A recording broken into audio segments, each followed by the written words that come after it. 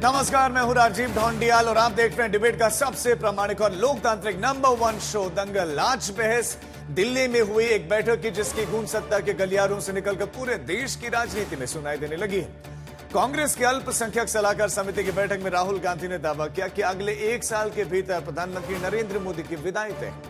दावा बड़ा था, लहजा आत्मविश्वास से भरा था और मंच ऐसा जिसने बीजेपी को कांग्रेस पर तुष्टीकरण का हमला करने का मौका दे दिया। बीजेपी ने जवाब दिया, कांग्रेस देश को बांटने की राजनीति कर रही है। तो क्या यह बयानबाजी सिर्फ कोरी बयानबाजी है या फिर 2029 लोकसभा चुनाव से पहले यूपी समेत दूसरे राज्य में होने वाले चुनावों की लड़ाई का ट्रेलर? क्या राहुल गांधी ग्लोबल संकट को राजनीतिक अवसर में बदलना चाहते हैं? क्या NEET paper leak, petrol, diesel, CNG के बढ़े हुए दाम को भुनाने में कांग्रेस जुट गई है? आज सभी सवालों पर होगी बड़ी बहस, लेकिन उससे पहले आपको दिखाते हैं हमारी खास रिपोर्ट।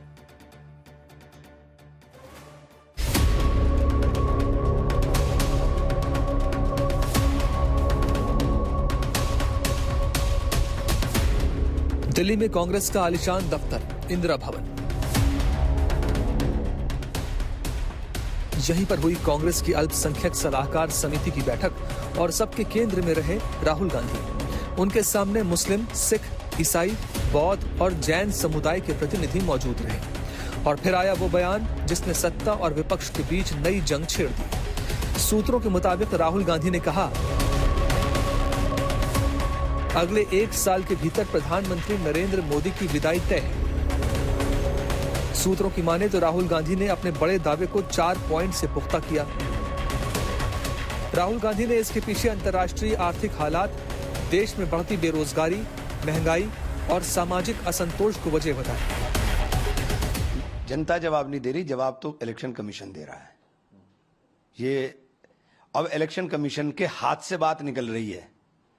देश के अंदर जो हालात आपने पैदा कर दिए, देश को आपने जिस मोड़ के ऊपर ला करके खड़ा कर दिया, दिन ब दिन स्थिति बद से बदतर होने की तरफ जा रही है। लोग लाइन के अंदर लगेंगे, पेट्रोल के लिए, डीजल के लिए मारामारी होगी, महंगाई आसमान को छुएगी और जनता सड़क पर आएगी। तो आप पहले से ही इस बात को तैयार करना शुरू कर दिए, क्योंकि अब आपके हाथ में लड़ाई नहीं रही।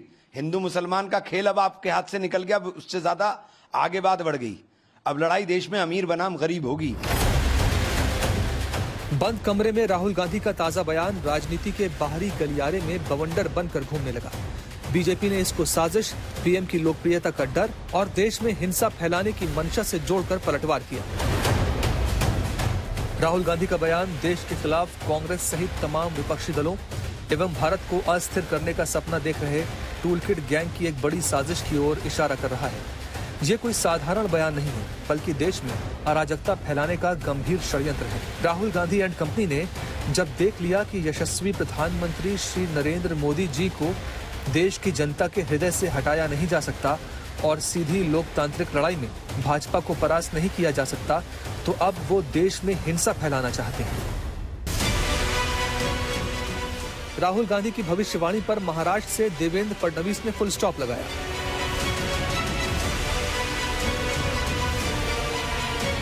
सूत्र बताते हैं कि राहुल गांधी की बैठक में सिर्फ सत्ता परिवर्तन की बात नहीं हुई, बल्कि कांग्रेस की राजनीति की दिशा पर भी चर्चा हुई। सूत्रों के मुताबिक कुछ नेताओं ने मुस्लिम शब्द की जगह अल्पसंख्यक शब्द इस्तेमाल करने की सलाह दी, लेकिन राहुल गांधी ने साफ कहा,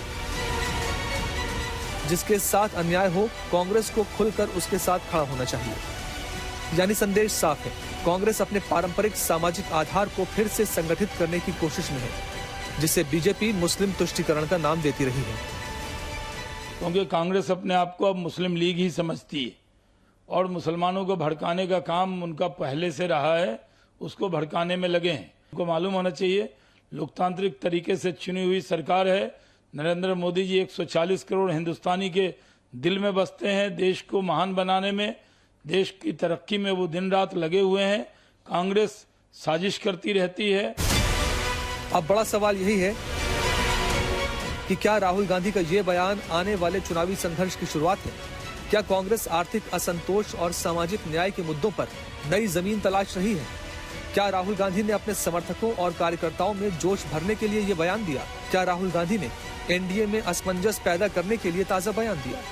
या फिर बीजेपी राष्ट्रवाद और विकास के नैरेटिव से राहुल गांधी के बयान को कमजोर कर देगी? राहुल गांधी का दावा कितना सच होगा ये आने वाला वक्त बताएगा, लेकिन राहुल ने मोदी सरकार के जाने का जो समय तय किया है उसका टेस्ट 2029 लोकसभा चुनाव से पहले यूपी विधानसभा समेत कई राज्यों के चुनाव में हो जाएगा, जहां मुद्दे भी होंगे, मजहब भी होगा, विकास भी होगा और सत्ता विपक्ष की सबसे बड़ी परीक्षा भी। आज तक ब्यूरो। सवाल कई सारे हैं और अब दंगल की शुरुआत करते हैं। खास मेहमान भी हमारे साथ जुड़ गए। बीजेपी प्रवक्ता डॉक्टर अजय लालूक हमारे साथ हैं, हमारे साथ कांग्रेस प्रवक्ता दीपक झा हैं, हमारे साथ शिवसेना यूबीटी प्रवक्ता आनंद दुबे जुड़े हैं और साथ ही साथ एलजेपीआर प्रवक्ता धीरेन्द्र कुमार हमारे साथ, और कुछ देर बाद समाजवादी पार्टी के प्रवक्ता डॉक्टर आशुतोष वर्मा भी हमारे साथ जुड़ेंगे। लेकिन दीपक, आज चर्चा की शुरुआत आपसे, मतलब वो बीजेपी जो पहले जिन राज्यों में थी भी नहीं वहां पर भी चुनाव जीत रही है, मतलब राज्य दर राज्य वो चुनाव जीतते चले जा रहे हैं, और आप कह रहे हैं कि एक साल में सरकार गिरने वाली है। तो ये आपकी आशंका है, आपकी ख्वाहिश है या आपकी जानकारी? राजीव भाई, देखोगे तो हर मोड़ पे मिल जाएंगी लाशें, पर ढूंढोगे तो कोई कातिल नहीं मिलेगा।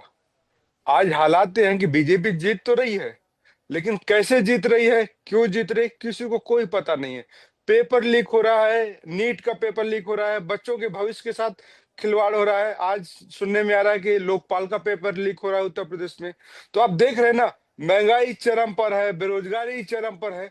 ऐसी कौन सी चमत्कारिक शक्ति है भाजपा के पास जो कि इनके लिए काम कर रही है? इनके पास जनादेश नहीं है, इनके पास ज्ञानादेश है। तो अब ज्ञानादेश से जीतना बड़ा आसान काम है। देखिए, अभी आपने स्टोरी चलाई थी, शहनवाज हुसैन बोल रहे थे कि 140 करोड़ भारतीय। जब हम 140 करोड़ भारतीय की बात करते हैं तो वहां ना हिंदू, ना मुस्लिम, ना सिख, ना ईसाई, तो भारतीय होते हैं। लेकिन नरेंद्र मोदी जी का वक्तव्य क्या होता है? 80 करोड़, 20 करोड़, 80%, 20% रंग देख के। तो राजनीति इसकी हो रही है आज देश में। जब राहुल गांधी जी ने कहा कि ये सरकार गिर जाएगी, वो कोई भी इसका राजनीति मतलब कर रहे हैं, वो तो जीतते चले जा रहे हैं। आप खुद ही कह रहे हैं कि आपको भी नहीं पता वो कैसे जीते, वो तो जीत रहे हैं। तो जब वो जीतते चले जा रहे हैं तो आप कह रहे हैं एक साल में सरकार गिर जाएगी, तो ये कैसे संभव है? आपकी बातों में मतलब विरोधाभास दिख रहा है। मैं वही बता रहा हूं। देखिए क्या होता है, सरकारें पहले भी गिरी हैं, लेकिन एक गिरी हुई सरकार है। गिरी हुई का मतलब है जिसने देश के साथ गद्दारी किया, जिसने जनता के साथ गद्दारी किया, जिसने भारत माँ के साथ गद्दारी किया, जिसने जमीन जंगल के साथ गद्दारी किया। अंडमान निकोबार का जंगल एक व्यापारी को बेच दिया जाता है, करोड़ों पेड़ काट दिए जाएंगे। आप देखिए, और आप ये देखिए, एआई का सेंटर बनाने के लिए इन्होंने भारत सरकार ने अमेरिका के सामने सरेंडर कर दिया। आपको पता है ना, एआई का जो अगर डेटा सेंटर बनेगा तो वाटर लेवल कितना कम हो जाएगा। क्योंकि राजीव भाई, आप पढ़े लिखे पत्रकार हैं, तो आपको पता है कि डेटा सेंटर बनाने के लिए वाटर लेवल किस लेवल पे चला जाएगा। आप दीपक फिर थोड़ा इश्यूज पे जा रहे हैं। मैं आपसे पूछ रहा हूं कि राहुल गांधी ने एक बड़ी स्टेटमेंट दी, वो कह रहे हैं कि सरकार एक साल में गिर जाएगी। मुझे उसके पीछे के थोड़े से आधार तो दीजिए। आपको कैसे पता चला कि सरकार गिरने वाली है? क्या इसका आधार है? उस पर थोड़ी सी बात बताएं ना। उसमें बात यह है, देखिए एक वीडियो सुनिएगा। नरेंद्र मोदी जी पहले के वित्त मंत्री को गाली देते हैं।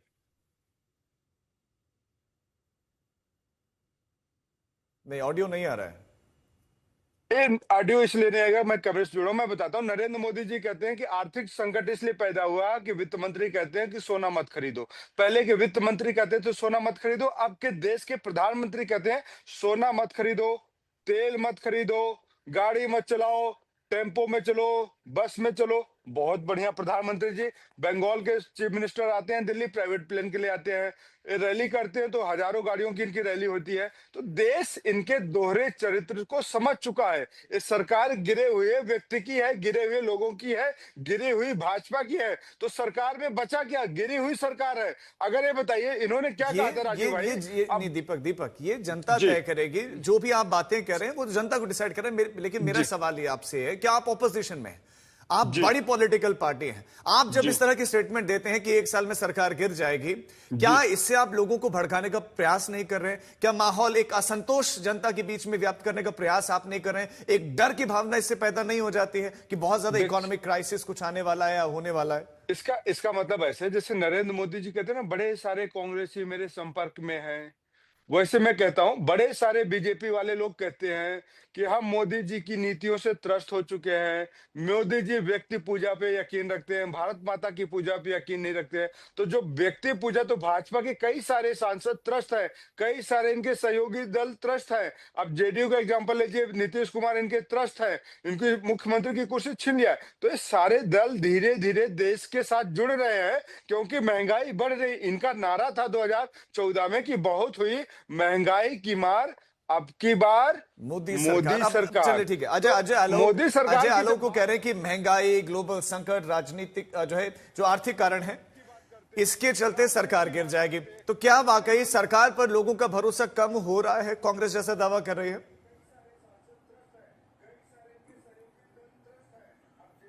राजीव जी, जिस तरह से राहुल गांधी जी की बात किसी को नहीं समझ में आती है, तो उसी तरह से प्रवक्ताओं की बात अब लोग समझना बंद कर रहे हैं, क्योंकि राहुल गांधी इफेक्ट है ना। बात कहां हो रही है, बात कहां ले जा रहे हैं, गद्दार गद्दार गद्दार। अरे जिसका पुष्ट दर पुष्ट गद्दार हो, वो दूसरे को गद्दार बोलेगा? इनको पुष्ट राज्य दर भाई पुष्ट इनको गद्दारी का इतिहास बोलो, जिसका हो, सीधा नाम ले। परनाना मैं से चाहता लेके हूं दादी डिटेल से ना हो, लेके जो जिसका नाम है उसका जैसा उच्चारण है, प्लीज वैसे ही इनको करें, बोलने नहीं दूंगा।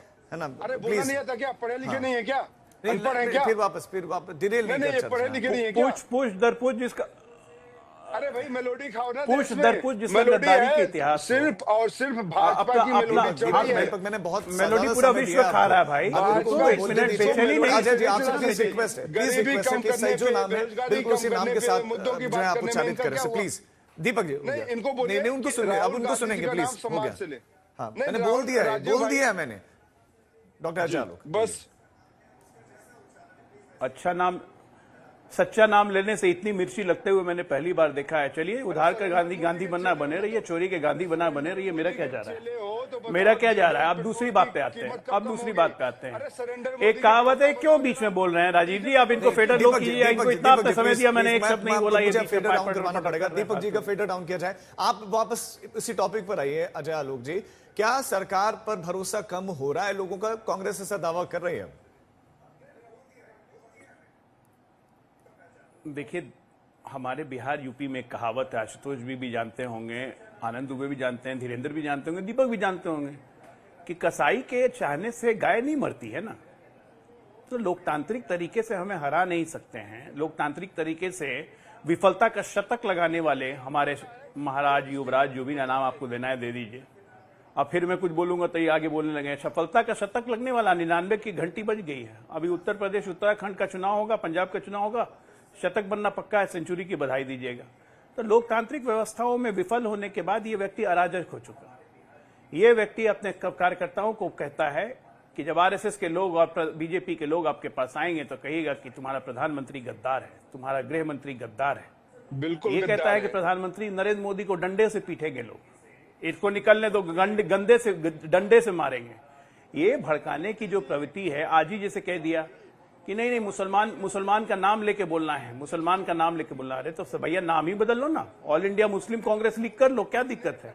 और वैसे भी मुस्लिम कांग्रेस लीग के ही समर्थन से केरला में सरकार बनाई, उनके मंत्री बनाए, आपने से डबल की संख्या में मंत्री बना दिया अनुपात में। तो जो स्वाभाविक है, जो जिसका जैसा रंग है वैसा रंग दिखा रहे हैं। तो ऐसे किसी की आपकी भी बात नहीं आएगी, किसी की भी बात नहीं आएगी। जब मैं आपको पर्याप्त समय दिया, किसी और ने नहीं टोका, तो आप ऐसे बीच में क्यों बोल रहे हैं?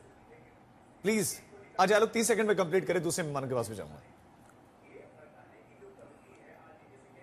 लगातार हो रही चुनावी विफलताओं के कारण मानसिक संतुलन बिगड़ गया है, मानसिक विकृति आ गई है। उस पर से रहा सहा काम अखिलेश जी ने कर दिया। लेकिन जो महंगाई है, पेट्रोल डीजल सीएनजी के दाम बढ़ रहे हैं अजय आलोक, क्या इससे वाकई लोगों में गुस्सा नहीं बढ़ता है?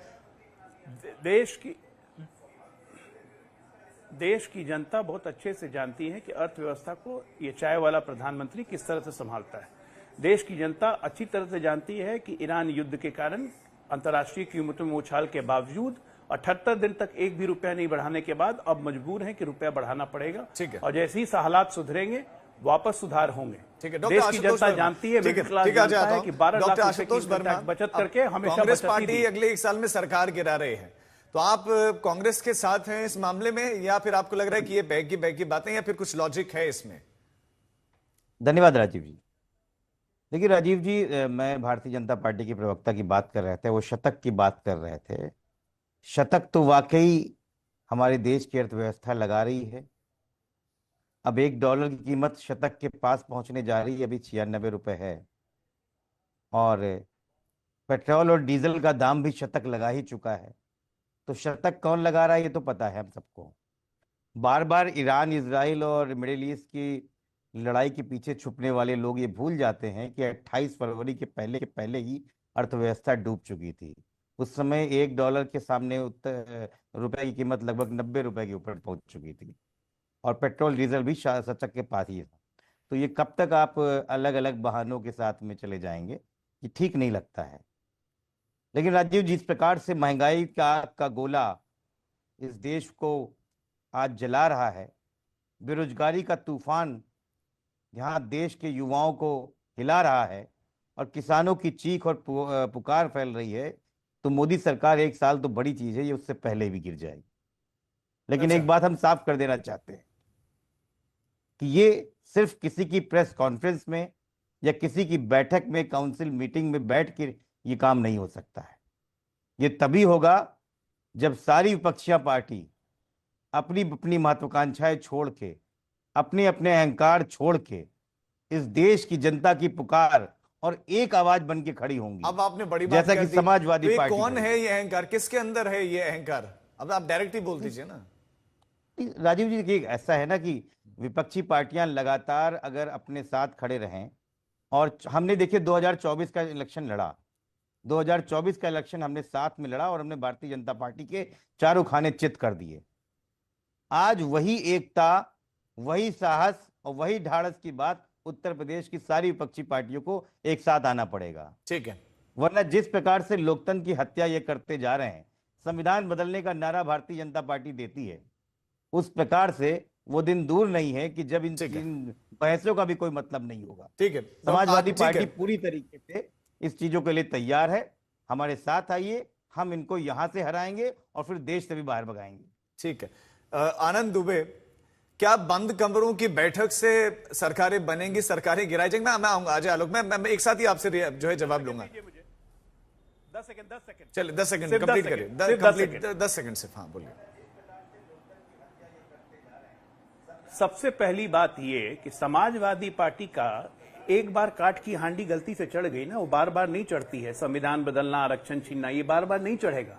और ये गलतफहमी में जिंदा मत रहिए कि आपने यूपी में हमें हरा दिया, कुछ नहीं हुआ। यूपी के बाद महाराष्ट्र में भी हम हारे थे, क्या हुआ? विधानसभा में सुपड़ा साफ कर दिया ना 3 महीने के अंदर। तो ये गलतफहमी में जिंदा मत रहिए कि 24 रिपीट होने जा रहा है। 27 में 50 से नीचे ले जाएंगे आपको। तो ये हम नहीं ले जाएंगे, उत्तर प्रदेश की जनता ले जाएगी, जो एक्सप्रेस वे के फास्ट ट्रैक पे जा चुकी है। ठीक है। आनंद दुबे, राहुल गांधी के इस बयान पर आपकी प्रतिक्रिया बहुत इंपॉर्टेंट है। मतलब कि इतनी महंगाई है, इतना आर्थिक असंतोष है हमारे देश में कि वाकई सरकार गिरने वाली है। आप राहुल गांधी के स्टेटमेंट से क्या आप इत्तेफाक रखते हैं या नहीं? राजू भाई नमस्ते, सभी को जय श्री राम। देखिए, हमारे देश का संविधान बहुत मजबूत है, यहाँ का लोकतंत्र बहुत मजबूत है, उसकी जड़ें बहुत गहरी हैं। आज़ादी के बाद से लेकर 2026 तक कभी ऐसा देखा नहीं गया कि जैसे पाकिस्तान में होता है, नेपाल में होता है, बांग्लादेश में होता है या श्रीलंका में होता है। हम कभी सपने में भी नहीं सोच सकते, क्योंकि हमारे देश का जो जड़ है वो सनातन को मानने वाला है, वसुधैव कुटुंबकम को मानने वाला है। हम लोग अहिंसा पर विश्वास करने वाले लोग हैं।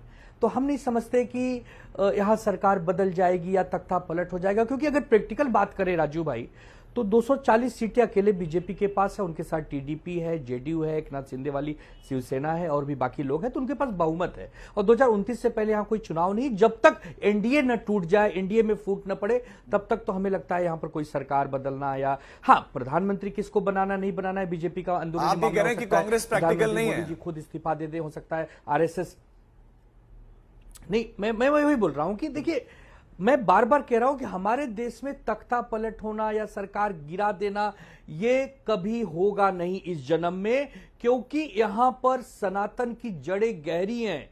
सनातन मतलब 100 करोड़ से ज्यादा लोग आज भी प्रभु राम राज्य में विश्वास करते हैं, जिनके जीवन में हिंसा नाम की कोई चीज नहीं है। अच्छा, दूसरा, हम लोग राजू भाई कोई ज्योतिष भी नहीं है, कोई हम ऐसे आकलन भी मूल्यांकन भी नहीं कर सकते कल क्या होगा, कल किसने देखा है। 2029 से पहले कुछ हो ऐसा मुझे नहीं लगता, जब तक एनडीए में फूट न पड़े, बहुमत न निकल जाए। तो देखिए तो ये भी बता, कांग्रेस ऐसा क्यों करे, कांग्रेस ऐसा क्यों कह रही है?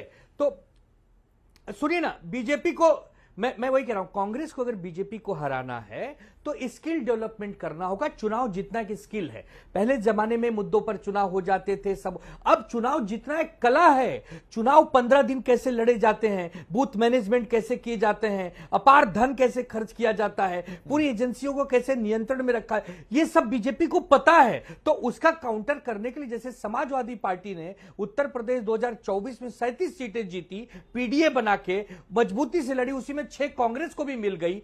ऐसा जब तक कुछ नया प्रयोग नहीं करेंगे विपक्ष वाले, तब से बताओ कैसे बने, कैसे जादू तो होगा नहीं। आपके पास भी आता हूं, लेकिन दीपक आपके पास आते हुए कि आपके साथी लोग आपको नसीहतें दे रहे हैं, कह रहे हैं बंद कमरे में बोल दोगे कि सरकारें गिर रही हैं, ऐसा होता नहीं है, स्किल डेवलपमेंट भी करनी होगी, उस पर कोई काम नहीं हो रहा है। देखिए, हमारे साथी लोग हमारे साथ हैं और हमारे साथ हम, लोकतंत्र यही ना, तो साथियों की नसीहत अगर हम नहीं सुनेंगे तो किसकी सुनेंगे? अपने साथियों की तो हम सुनेंगे।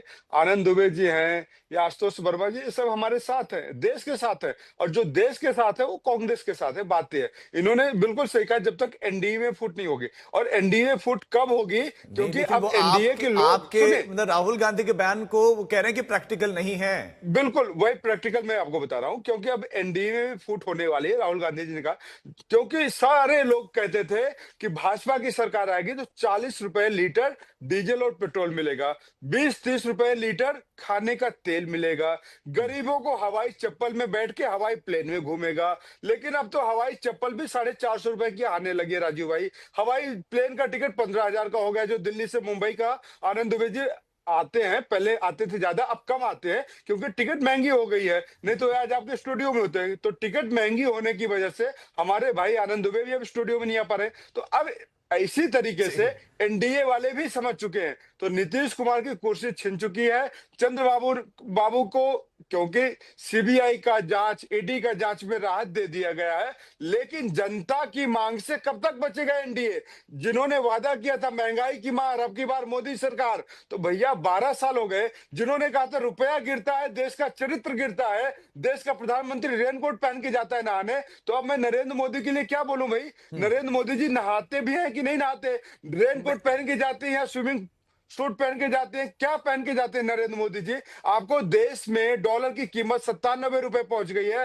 1 रुपया मतलब 97 रुपया और $1 का डिफरेंस आप समझ रहे हैं कितना हो चुका है? दीपक, ये तो बातें आ गई आपकी जी, बातें, मैं जवाब एक साथ लूंगा, लेकिन अभी धीरेन्द्र आपके पास हूं कि आप तो सहयोगी दलों में से एक है, गठबंधन में है, क्या किसी तरह का असंतोष आपको महसूस हो रहा है इस समय, जो ऑपोजिशन को दिख रहा है? को भी दर्द महसूस हो रहा है गरीबों का। देखिए, राहुल जी के नेतृत्व में राजीव जी, कभी इंडिया ब्लॉक ही आज तक एकजुट नहीं रहा।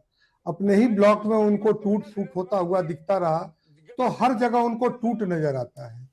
और ये सब ना सियासत करते नहीं है, साजिश करते हैं। और इस तरह के बयान जो आते हैं ना, वो साजिश वाले बयान होते हैं। इससे पहले देख लीजिए ना, कांग्रेस के अजय राय जी का किस तरह का अमर्यादित बयान आया है, उसका क्या आप निकालेंगे अर्थ?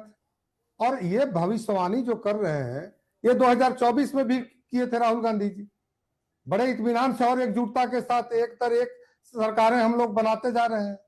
तो अब साजिश करने में आप जिस जेनजी को आप उकसा रहे हैं, जिस अराजकता को फैलाने की बात कर रहे हैं, यहाँ का जेनजी का मतलब होता है जो गॉड से, जो राम से जुड़े हुए जेनजी है, तो वो भी हमारे ही साथ हैं। मैं कह रहा हूं कि उत्तर प्रदेश में ये अखिलेश जी चाहे कह रहे हैं कि मेरे साथ आ जाओ, बंगाल में कह रही थी ममता दीदी कि मेरे साथ आ जाओ, एक दूसरे पर किसी को विश्वास नहीं है और ये चले हैं पूरे देश को निराशा से निकालने के लिए, युवाओं का हितैषी बनने के लिए। तो देश पढ़ा लिखा देश है, तेजी से शिक्षा की ओर जा रहा है, तेजी से रोजगार और नौकरी मिल रही है, अर्थव्यवस्था सुधर रही है, लड़ाई के समय में हम आज भी मूल्य अन्य देशों के भी, दुनिया के अन्य देशों से ज्यादा नियंत्रित रख रहे हैं। ऐसे में यहाँ का यही तो सवाल उठा रहे कि इनकी बात अर्थव्यवस्था ही तो नहीं सुधर रही है। अजय आलोक, अर्थव्यवस्था के मोर्चे पर ही फेल हो गए हैं, क्योंकि आपने दावे किए थे पेट्रोल डीजल के प्राइसेस आज देख लिए कहां पर हैं। कुछ राज्यों में 100 क्रॉस कर चुका है, कुछ में 100 टच होने वाला है। सीएनजी के दाम बढ़ते चले जा रहे हैं। राजीव जी, अगर आप कंपैरेटिव स्टडी दिखाइए तो 2004 से लेकर 14 तक के बीच में पेट्रोल 163% और डीजल 152% बढ़े, और 2014 से लेकर 2026 तक के बीच में, इस 12 साल में डीजल की कीमतों में मात्र 61% और पेट्रोल की कीमतों में 52% इजाफा हुआ है, अभी के 5 रुपए को मिलाने के बाद। दूसरी चीज, इनके यहाँ पे कौन सी अर्थव्यवस्था है, कौन सा वॉर इनके यहाँ चल रहा था 4 से 14 में, जब इन्फ्लेशन रेट डबल डिजिट में होता था और डेवलपमेंट रेट सिंगल डिजिट में होता था? ये कब होता था? आज तो ऐसा नहीं है। आज इन्फ्लेशन बढ़ा भी है, महंगाई बढ़ी भी तो 8.3%, जिसको हम घटा देंगे, क्योंकि आज जिस तरह से खबरें आ रही हैं, ईरान का अमेरिका से लगभग समझौता हो गया, हॉर्मुज खुल जाएगा। हॉर्मुज खुलते ही 30 दिनों के अंदर वापस सब चीजें रफ्तार से पकड़ने लगेंगी, इन्फ्लेशन कम होगा और सरकार निश्चित तौर पर महंगाई पे काबू पा लेगी। उसके बाद ये अपना माथा पीटने लगेगा, मानसिकता और बढ़ जाएगी। पहला विपक्ष मैंने देखा जो अपने देश के लिए दुर्भावना रखता हो, चाहे समाजवादी पार्टी हो चाहे कांग्रेस पार्टी हो, चाहते हैं कि देश डूब जाए, देश डूब जाए, देश में नाश हो जाए। मतलब ये मना रहे हैं हाहाकार मचेगा देश में हाहाकार मचेगा, महंगाई बढ़ जाएगी, लोग जनता रोड पे उतर जाएगी, जनजी आंदोलन करेगा। हर वो नेगेटिव चीज विपक्ष करना चाहता है जो इस देश के शत्रु करना चाहता है। लेकिन आलोक जी, अजय आलोक जी, वो कह रहे हैं कि ये लोकतांत्रिक आलोचना है। आप इस मतलब आप ये क्यों कह रहे हैं कि वो अस्थिरता फैलाने की कोशिश कर रहे हैं? मतलब आपको ऑपोजिशन यही क्यों लगता है कि वो अस्थिर करने का प्रयास कर रहे हैं? वो तो एक लोकतांत्रिक आलोचना है। ये लोकतांत्रिक नहीं, ये लोकतांत्रिक आलोचना नहीं है। हम एक्सटर्नल वॉर में, ये युद्ध हम पे थोपा गया, ये हमारा युद्ध नहीं है, और इस युद्ध के कारण परिस्थितियां बदली हैं। आप फायदा उठा रहे हैं। आपने कोविड में फायदा उठाया, आपने कोविड में अपने घर की बनी हुई वैक्सीन को मोविड करके उसका मजाक उड़ाया। यहां समाजवादी पार्टी के बैठे हुए लिया कि नहीं वैक्सीन? डॉक्टर हैं बाय प्रोफेशन, इन्होंने वैक्सीन ली होगी, लेकिन इनके नेता कहते थे वैक्सीन मत लेना। ये विदेशी वैक्सीनों के लेने की उस वक्त पैरवी करते थे। मुझे अच्छी तरह से याद है, चाहे समाजवादी पार्टी हो कांग्रेस पार्टी हो, विदेशी टूल किट बने हुए थे कोविड के टाइम में। सरकार का मैनेजमेंट ठीक नहीं है, ये नहीं है, वो नहीं है, अर्थव्यवस्था डूब जाएगी, पैसे दे दो हाथ में। क्या हुआ? कोविड के बाद तो हमारी अर्थव्यवस्था अच्छी चलती गई। ठीक है, ये इनको बर्दाश्त नहीं होता, ये भूल जाते हैं कि मतलब आलोचना करिए लेकिन अस्थिरता फैलाने का प्रयास तो मत करिए, ये सीधा आरोप लगा रहे हैं वो। देखिए, ऐसा है ना कि आंख बंद करने से अंधेरा नहीं होता है राजीव जी, और भारतीय जनता पार्टी सब चंगासी कहने से देश की अर्थव्यवस्था सुधर नहीं जाती है। हमारे साथी प्रवक्ता भूल गए हैं कि 2014 में जब ये आए थे तो उस समय डॉलर की जो स्थिति थी वो 60 रुपए थी। रुपए की स्थिति, डॉलर के सामने रुपए की स्थिति 60 रुपए थी। और आज जब ईरान इजराइल का लड़ाई नहीं शुरू हुई थी, 28 फरवरी के समय 92 रुपए थी। मतलब 11 सालों में 60 रुपए से लेके 32 रुपए तक आप नीचे गिर के धाराशायी हो गए। और इस समय एशिया की वर्स्ट परफॉर्मिंग करेंसी अगर है तो इंडिया है। 2014 में मनमोहन सिंह की जब सरकार गई उस समय भारत के ऊपर 55 लाख करोड़ का कर्ज था। आज भारत के ऊपर 197 लाख करोड़ का कर्ज है। तो सब चंगासी कहने से होता नहीं है। और ये ईरान इराक का जो लड़ाई हो रही है, कोविड की लड़ाई, इसके पीछे छुपते छुपते छुपते भारत सबसे बड़े बेरोजगारों की एक बहुत बड़ा देश बन गया है। यहाँ का यूथ इस समय इतना फ्रस्ट्रेशन है कि एक मजाक में एक फनी ट्रेंड बनता है कॉकरोच पार्टी, और एक दिन में आपकी पार्टी जो विश्व की सबसे बड़ी पार्टी है, 3 दिन के अंदर 16 मिलियन, मतलब लगभग 1 करोड़ 60 लाख सब्सक्राइबर, वो यूथ वहां पे खड़ा हो जाता है। वो मजाक नहीं था, वो इस युवाओं का दर्द था जो झलक रहा था, एक फ्रस्ट्रेशन था जो झलक रहा था। आपको हंसी लग रही है, आपने सिस्टम को इतना सड़ा दिया है कि वहां पे कॉकरोच खड़ा हो गया है, और आप आज भी अपने आप में खुश हैं। आप तीसरी सबसे बड़ी अर्थव्यवस्था बनने जा रहे थे, आज कौन सी पैदान पे खड़े हैं? इस कॉकरोच जनता पार्टी पर भी एक छोटा सा रिएक्शन अजय आलोक, फिर मैं आनंद दुबे जी और धीरेन्द्र जी के पास जाऊंगा। हाँ, अजय आलोक, फ्रस्ट्रेशन है वो युवाओं की, कॉकरोच जनता पार्टी, हमने सिस्टम से कॉकरोचों को बाहर निकाला है। सुनिए राजीव जी, पूरा देश जानता है कि हमने सिस्टम से कॉकरोचों को बाहर निकाला है, और पॉलिटिकल सिस्टम से कॉकरोच पार्टीज लोग को बाहर निकाला, इसलिए नई कॉकरोच पार्टी खड़ी हुई। कहां खड़ी हुई? अमेरिका में। फॉलोअर्स कहां के हैं? पाकिस्तान के, बांग्लादेश के, श्रीलंका के, इंडोनेशिया के फॉलोअर है। ये कहते हैं 1 करोड़ 60 लाख फॉलोअर हो गए। अरे भैया पूरा रिसर्च करके बैठा करो, डिजिटल पीरियड का जमाना है, आपके कितने फॉलोअर हैं, वो इंडियन फॉलोअर कितने हैं, बाहर के कितने फॉलोअर हैं, वो भी पता चल जाता है। अब इससे पता चलता है कि कांग्रेस पार्टी की बनाई किसने। ये कांग्रेस पार्टी का और आम आदमी पार्टी या समाजवादी पार्टी का छद्म रूप है। इसी को कहते हैं देश में अराजकता फैलाना। अपने कंधों में ताकत नहीं है, दूसरे कंधे पे चले बैठने। ठीक है, हम फिर अब कांग्रेस जनता पार्टी पर बात नहीं करते हैं, वो अभी सोशल मीडिया पर, जब जमीन पर आएंगे तब देखेंगे क्या करते हैं। अभी सिर्फ सोशल मीडिया पर ही है। लेकिन आनंद दुबे जी, इतनी महंगाई है, वो कह रहे हैं कि हवाई टिकट बहुत महंगा हो गया है, वरना आप भी दिल्ली में हमारे साथ यहाँ स्टूडियो में बैठे होते, वो कह रहे हैं। राजू भाई, पहले के जमाने में प्राचीन काल में आकाशवाणी हुआ करती थी, कभी किसी को कुछ बात कहनी होती थी। अब के जीवन में भविष्यवाणी होती है। तो आपको तो अच्छे से पता है कि देश के लोकसभा चुनाव के सामने उत्तर प्रदेश का विधानसभा चुनाव मिनी लोकसभा कहा जाता है।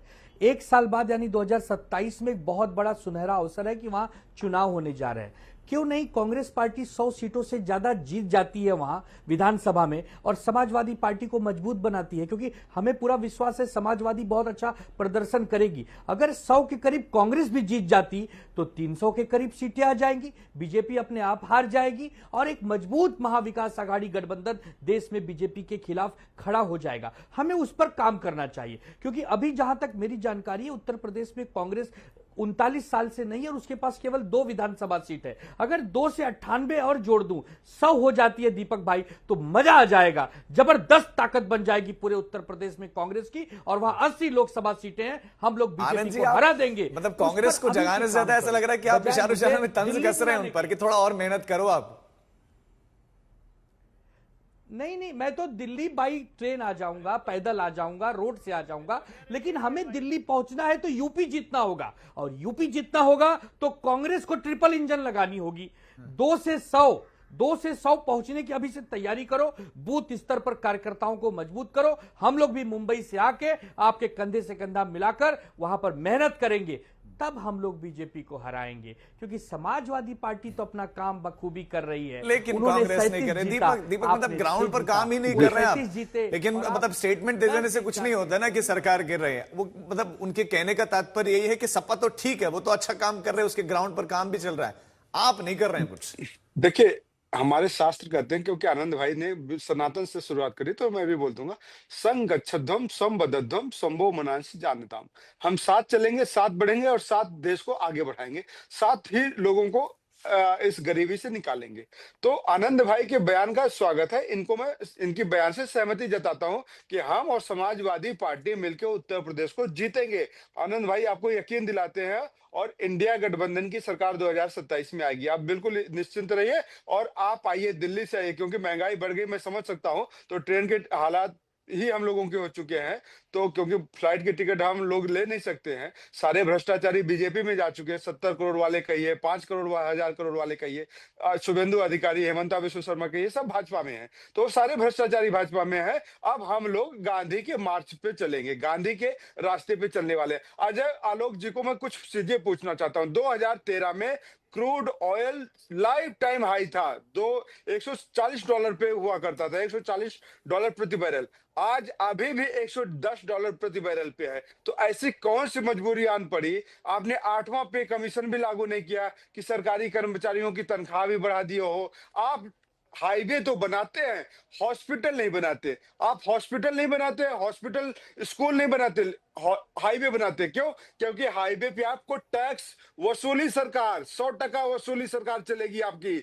अडानी से 10,000 करोड़ रुपए आपने हाईवे बनवा दिया, 40% कमीशन ले लिया, 4,000 करोड़ आप खा गए, 6,000 करोड़ का टैक्स लगता है, 25 साल का आप कमीशन लेंगे रोड पे। तो जनता को आप इस तरीके से बेवकूफ बनाते। अरे पेट में नहीं है दाने और अम्मा चलिए भुनाने, तो भाजपा के ये हालात है। इसलिए देश को आपने गर्त पे डाल दिया है। और इन्होंने कहा कि देखिए आज 97 रुपए पहुंच चुका है डॉलर।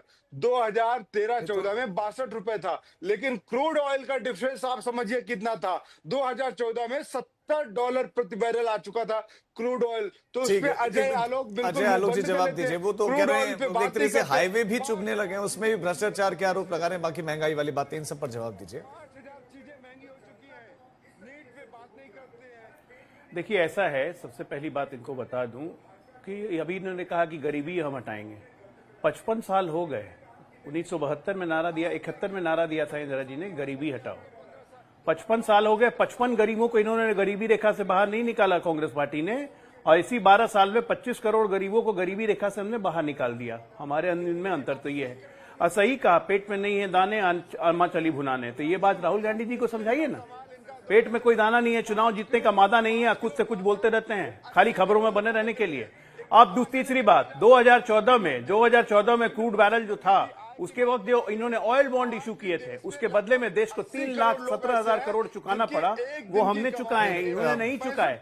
दीपक जवाब ले लेते हैं ना, आप ही ने सवाल पूछे, आप जवाब भी नहीं ले रहे हैं। आप जवाब, वो सवाल आप ही के तो थे, आप ही के सवालों के तो जवाब दे रहे हैं, जवाब तो सुनेंगे वो क्या कह रहे हैं। एक बार बस घुमा रहे हैं बातों को। अजय आलोक जी, घुमाइए मत, सीधा बताइए। तेल से कांग्रेस को इतना प्यार, 60 से 96 का सफर तय किया। तेल से कांग्रेस को इतना प्यार था, बिल्कुल नहीं, 60 से 96 का सफर नहीं किया था। अपने समय का डेटा याद नहीं रखते। $71 इन्होंने हमें दिया था। और दूसरी बात क्यों बीच में बोल रहे हैं भाई, ऐसे डिबेट होती है क्या राजीव? 40 लाख करोड़ रुपए मैं इनको बोल नहीं रहा हूँ, इनको पास कोई तर्क नहीं है, फालतू बीच में ठंडन गोपाला बना दिया आपने। ये आपके दर्शक यही सुनना चाहते हैं, की बात करिए, काम की बात करिए। ये आपके दर्शक यही सुनना चाहते हैं। महंगाई क्यों बढ़ रही है, डीजल पेट्रोल की कीमत में आग क्यों लगी हुई है? पाकिस्तान ने तो सस्ता कर दिया, क्योंकि आप वहाँ बिरयानी खाने जाते हैं, आपको तो पता होगा कि वहाँ तेल सस्ता हो रहा है, नेपाल में सस्ता हो रहा है, बांग्लादेश में सस्ता हो रहा है। 4 बात कहने से दीपक जी ने प्लीज नहीं हो जाएगा। मैं मजबूर मत कीजिए, फेडर नहीं डाउन करना चाह रहा मैं, बस सुन लीजिए, बस तो उनको कंप्लीट करने दीजिए। अजय आलोक कंप्लीट करिए, फिर धीरेन्द्र जी के पास भी चलते हैं। देखिए, सबसे पहली बात, तेल कांग्रेसियों को बहुत प्यारा लगता है। वॉलकर कमेटी की रिपोर्ट याद होगा, आपके दर्शक पढ़ ले, मैं फिर से कहता हूं, वॉलकर कमेटी रिपोर्ट, जिसमें Congress party 500 million barrel dollar के तेल खा गई थी इराक से ऑयल फॉर फूड के प्रोग्राम के बदले में। ये हमें सिखाएंगे, ये हमें ज्ञान देंगे।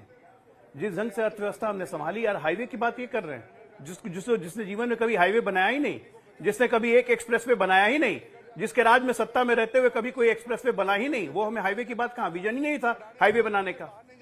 देश को मजबूत कैसे करना है, देश को आर्थिक शक्ति कैसे बनाना है, देश को डिफेंस में कैसे मजबूत करना है, देश के इंफ्रास्ट्रक्चर कैसे मजबूत हो, ये यूनिवर्सिटी की बात करते हैं, हॉस्पिटल की बात करते हैं, हमने हॉस्पिटल नहीं बनाया।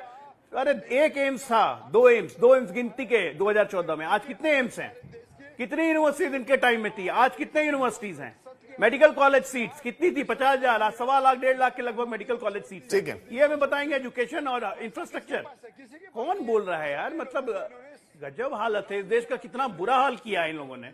और ये सब काम हो सकता था पहले, राजीव जी, ये सब काम हो सकता था 80 में।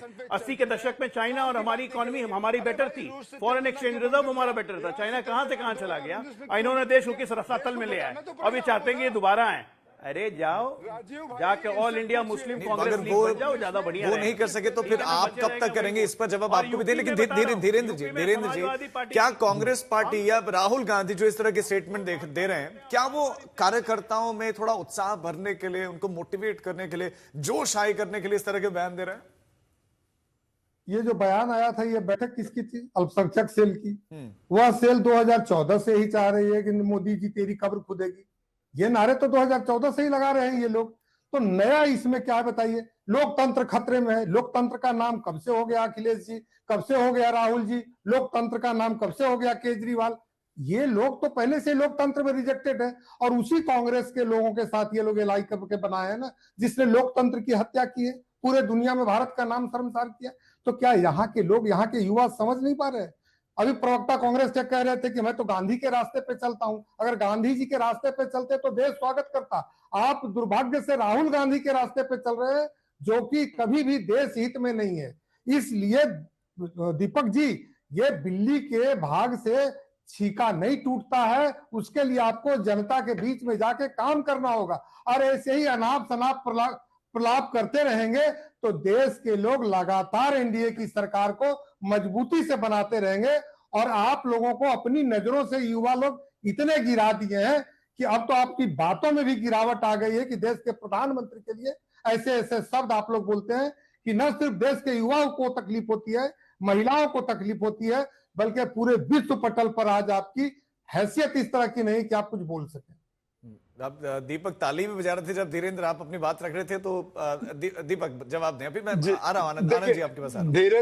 धीरेन्द्र भाई की बात पे इसलिए ताली बजा रहा था क्योंकि ये गोडसे के रास्ते पे जा रहे हैं, हम तो गांधी के रास्ते पे चलने रहे हैं। भाई धीरेन्द्र जी, गोडसे के रास्ते पे मत जाइए, गांधी का देश है, गांधी के रास्ते पे चलिए। और आपको भी गरीबों से प्यार होना चाहिए। आप पिछड़े, दलित, अल्पसंख्यकों की बात करते हैं, गरीबों की बात करते हैं, और सत्ता की चाशनी के लिए आप नरेंद्र मोदी जी की गोदी पे जाके बैठे।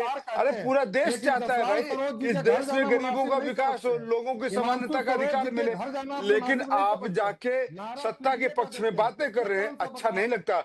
आज स्वर्गीय रामविलास पासवान जी जहां भी होंगे बड़े दुखी होंगे कि इस देश का गरीब दाल नहीं खरीद पा रहा, नमक नहीं खरीद पा रहा, दूध नहीं खरीद पा रहा, प्याज नहीं खरीद पा रहा। तो जो गरीबों का भोजन होता है नमक रोटी, आज गरीब नमक रोटी खाने के लिए विवश हो चुका है, नमक रोटी नहीं खा पा रहा है राजीव भाई। तो इससे बदतर और क्या दिन होगा। और दूसरी बात मैं कहूंगा, जो ये लोग दल बदल की बात करते हैं इनको करने दीजिए, मुझे कोई मतलब नहीं है। हमारी पार्टी भारत राष्ट्र के लिए लड़ाई लड़ती रहेगी, गरीबों की लड़ाई लड़ती रहेगी। देश की संपत्ति पे सबका समान अधिकार है, सबको बराबर का अधिकार है, सबको बराबर मिलनी चाहिए। राहुल गांधी जी बिल्कुल कहा है कि हम तब तक अंतिम सांस लड़ेंगे। महात्मा गांधी जी का लक्ष्य क्या था कि हर व्यक्ति के पास हम पहुंचे। ठीक है, मैं आनंद दुबे जी, क्या अब कांग्रेस पार्टी की जो नई स्ट्रेटेजी है अमीर और गरीब वाली, ये ज्यादा बेहतर आपको लग रही है बनस्पत धर्म की जो राजनीति होती थी, और उस पिच पर बीजेपी ज्यादा मजबूत दिखती है?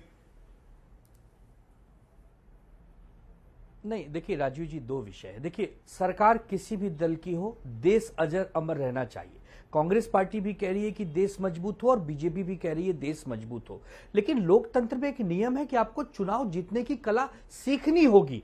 आप बताइए, पांडवों की संख्या कम थी, कौरवों की संख्या ज्यादा थी, फिर भी अपनी कुशलता से, अपने कौशल्य से, धर्म का झंडा लेकर पांडवों ने वो रण जीता था। इसका मतलब यह है कि हम विपक्ष में आज बैठे हैं, लेकिन हमें धर्म को भी साथ में लेकर चलना होगा, विकास को भी लेकर चलना होगा। अगर हमें कोई कहेगा कि सनातन डेंगू है, हमें कोई कहेगा कि राम भगवान का अस्तित्व नहीं है, तो साउथ में जाइए, डीएमके की हालत देख लीजिए, आज उन्हें मांगी पानी नहीं मिल रही है। तो ये भी हमें समझना होगा ना कि देश को पसंद क्या है। बहुमत जिसके साथ है, जनमत जिसके साथ है, वो जीत जाएगा। मैं बार बार कह रहा हूं, अगर कांग्रेस उत्तर प्रदेश में 100 सीटें विधानसभा में जीत लेगी, तब ये भविष्यवाणी पक्की हो जाएगी कि अब बीजेपी जाने वाली है। लेकिन अगर कांग्रेस 4, 5, 10 पर सिमट जाएगी, तब मैं कैसे कहूं कि कांग्रेस आने वाली है या बीजेपी जाने वाली है। हमें वही बात करनी है जो लोग पचा सकें, जिसका वास्तविकता में कोई उदाहरण हो।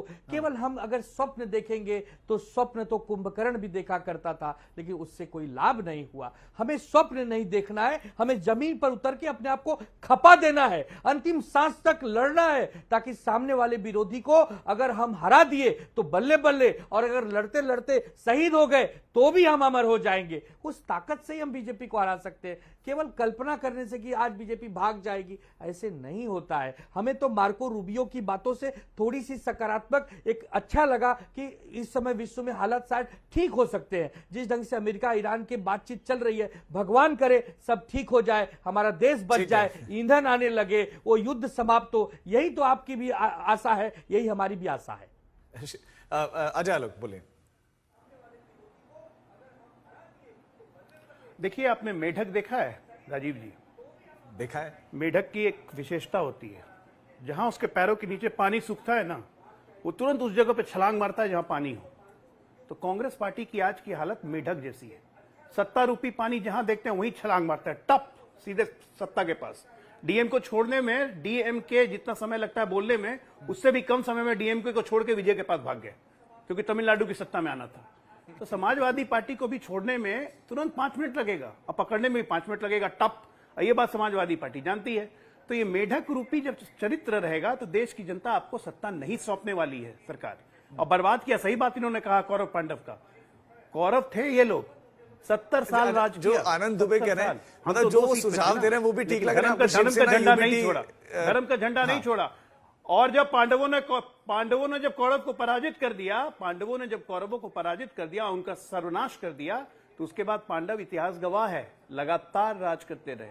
तो आज पांडवों का ही राज है, जो कि धर्म का झंडा बुलंद किए हुए और हमेशा बुलंदी के साथ रहे। ठीक, आशुतोष लेकिन इस वर्मा, कौरवों आशुतोष ने, वर्मा। कांग्रेस रूपी कौरवों ने, अब बाद में यूपीए रूपी कौरव ने देश को चूस लिया। राजीव भाई 10 सेकंड और उसमें हाँ, समाजवादी मैं पार्टी भी एक दीपक आपके हिस्सा। पास आ रहा हूं। आशुतोष वर्मा, समय कम है, मैं एक एक करके जल्दी से आपके पास आऊंगा।